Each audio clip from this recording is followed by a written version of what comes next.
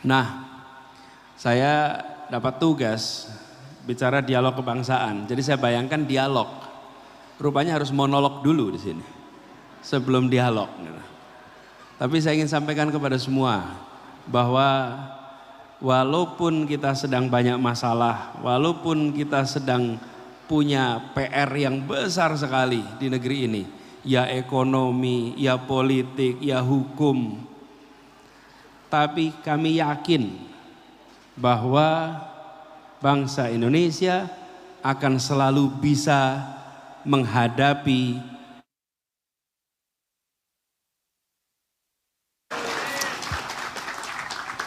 dan doa kita tidak pernah berubah.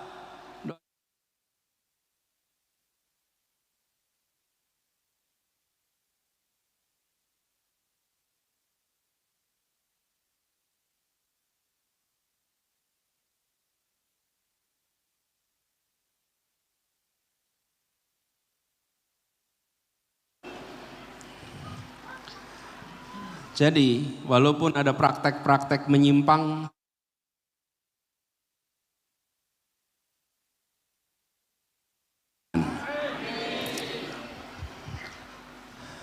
dan kita merasakan betul apalagi hari-hari belakangan ini suasana perekonomian yang berat. Di sini ekonominya ringan atau berat?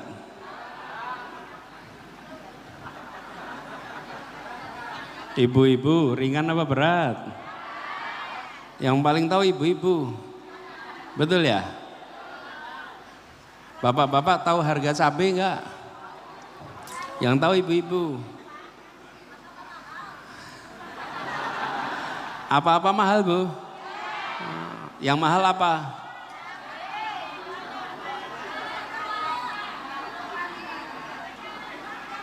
Bensin juga mahal, bensin. Saya bensin mahal, Pak. Bensin murni apa oplosan? Hah? Yang mahal yang mana? Oplosan. Jadi ini cerita Pak Jazir ini, Ustadz Jazir ini bersahabatnya dengan kakek saya. Jadi sebetulnya saya boleh panggil beliau. Masa saya panggil Simbah gitu. Tapi beliau bersama dengan kakek saya. Nah, saya mau cerita saja. Di rumah itu, di Taman Yuwono, nenek saya itu punya aturan. Yang laki-laki tidak boleh ke dapur. Ya. Yang perempuan tidak ke pasar. Yang belanja anak laki-laki, yang masak anak perempuan. Terus tanya, kenapa begitu? Supaya semua anak laki-laki tahu harga kebutuhan pokok di pasar. Nah, sekarang online, gak perlu ke pasar. Tapi ibu-ibu merasakan betul kebutuhan pokok harganya mahal. Jadi tantangan ekonomi makin hari makin besar. Korupsi,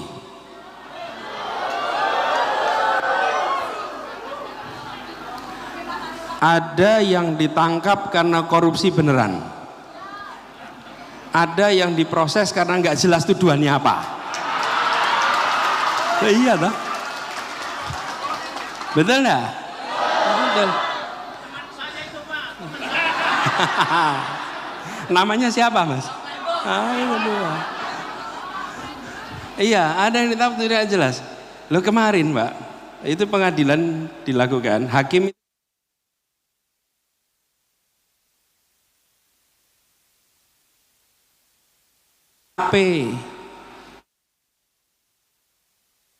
pemeriksaan BPKP. Lah kalau tidak ada hasil pemeriksaan, lah kemarin nangkap pakai dasar apa?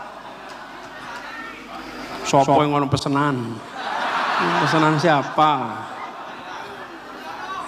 Memang jasa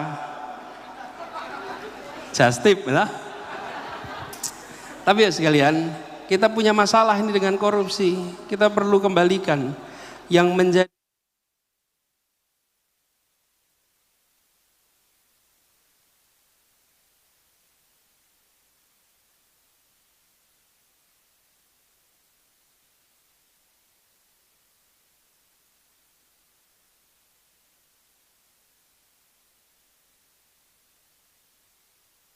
ikut kemerdekaan.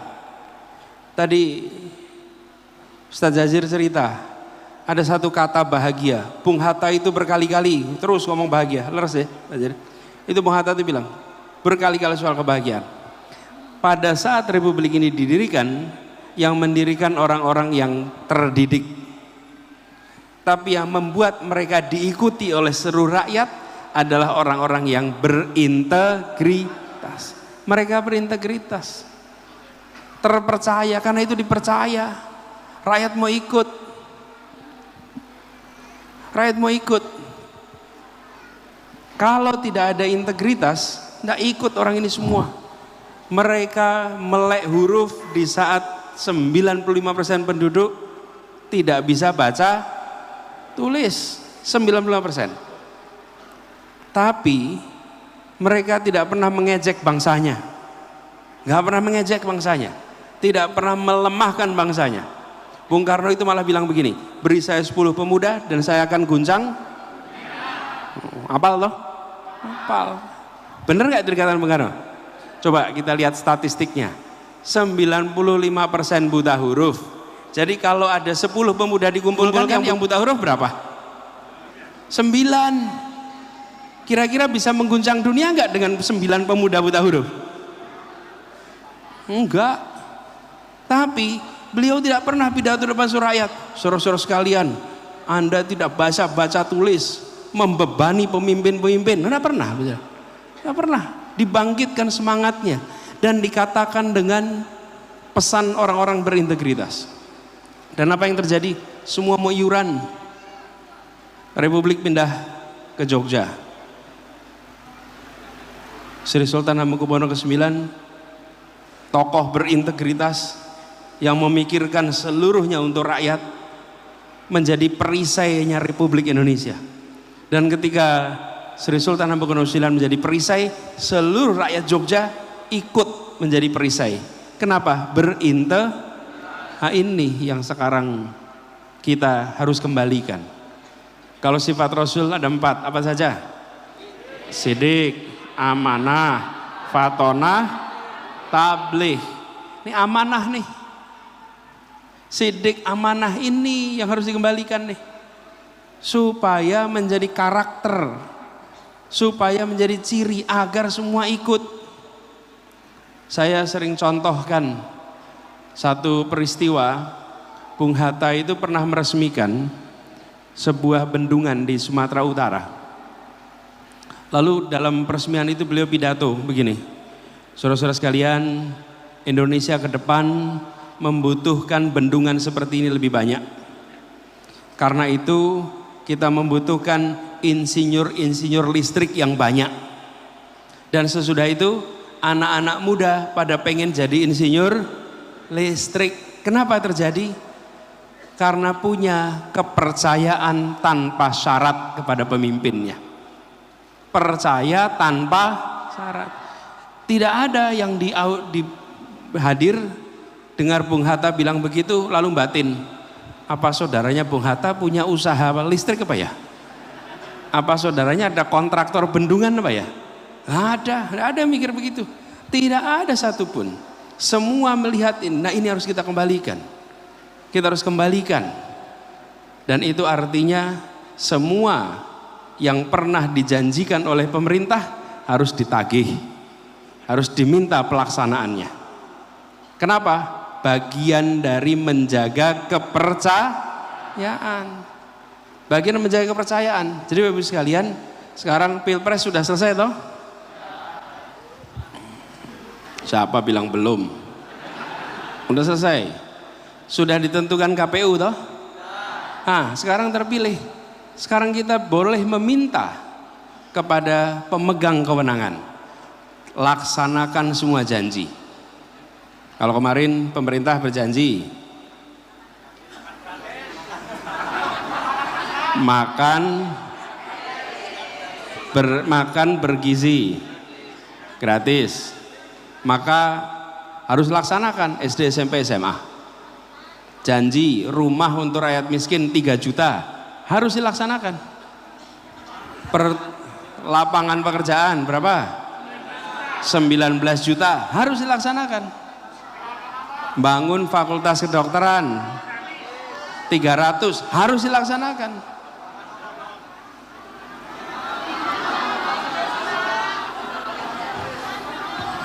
Apa?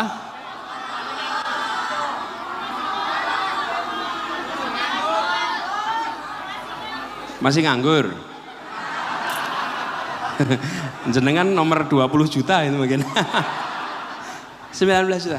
Jadi kita sekarang harus kembalikan mulai dengan apa? Meminta semua janji dilaksanakan, meminta semua janji ditunaikan. Yang namanya janji adalah harus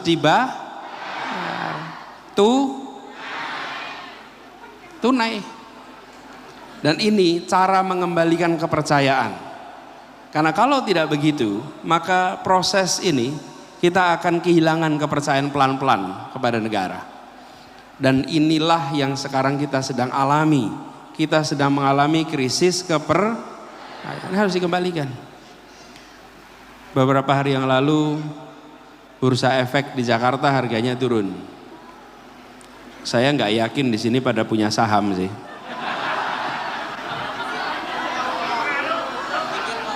Punya saham di bakso setempat ya. Tapi ini adalah tanda di mana kita harus bekerja untuk mengembalikan kepercayaan. Bukan hanya tanggung jawab pemerintah, kita semua harus bekerja untuk mengembalikan kepercayaan itu. Dengan cara seperti itu, maka negeri ini bisa maju, berubah, berkembang. Karena tidak mungkin hanya dikerjakan oleh sekelompok orang saja, harus kita semua sama-sama. Apalagi kita semua adalah orang-orang yang menghidupkan masjid, memakmurkan masjid, maka ini harus menjadi pusat untuk peningkatan kesejahteraan bagi masyarakat. Jogokarian sudah mulai, Jogokarian sudah menjadi contoh, mudah-mudahan lebih banyak lagi nanti yang bergerak seperti ini. Jadi PR kita adalah mengembalikan kepercayaan itu, salah satunya dengan menuntaskan semua janji. Ini bukan PR yang kecil, tapi insya Allah kalau kita dorong, kita awasi, kita tuntut, insya Allah janji-janji itu akan bisa terpenuhi. Dan buat semua di sini, banyak yang masih sekolah nggak di sini? Masih? Yang masih sekolah, yang masih kuliah, saya titip, jadilah bibit-bibit pemimpin untuk ke depan. Aktiflah di lingkungan kita. Saya senang sekali melihat tadi di kepengurusan kepanitiaan Jogokarian banyak anak-anak muda, supaya ini menjadi tempat penumbuhan pemimpin-pemimpin masa depan. Penumbuhannya lewat apa? Lewat aktivitas keorganisasian, lewat aktivitas-aktivitas yang membuat kita belajar untuk memimpin. Jadi bagi yang masih sekolah, masih kuliah, saya titip, jangan jadi mahasiswa yang nganggur, yang luang waktunya. Jadi mahasiswa yang sibuk, yang kekurangan waktu karena banyak aktivitas. Dengan begitu ini tanda-tanda mahasiswa yang insya Allah sirotol mustaqim ini. Ini jalan yang lempang menuju pada kebermanfaatan bagi orang banyak. Dan itu juga untuk teman-teman yang masih SMA, SMP, aktiflah. Saya titip pesan ini kenapa? Karena disitulah kita memulai kepemimpinan dan disitulah mulai latihan-latihan untuk Indonesia masa depan. Karena kita tidak mungkin bisa mengubah nasib kita kalau kita tidak memulai dari generasi yang ada sekarang ini. Mas Faiz, ini pengantar aja dulu dari saya karena ini namanya dialog. Mudah-mudahan kita bisa lebih banyak dialog. Tolong kalau nanti memberikan pertanyaan atau komentar, jangan yang menjebak. Sudah banyak orang terjebak di luar sana. Kita saling menjaga keselamatan kita semua. Ya? Betul. Terima kasih. Assalamualaikum warahmatullahi wabarakatuh. Waalaikumsalam warahmatullahi wabarakatuh. Terima kasih, Mas Anies. Kata kuncinya adalah integritas, begitu ya. Dan salah satu ciri orang yang berintegritas adalah menepati janji, gitu. Jadi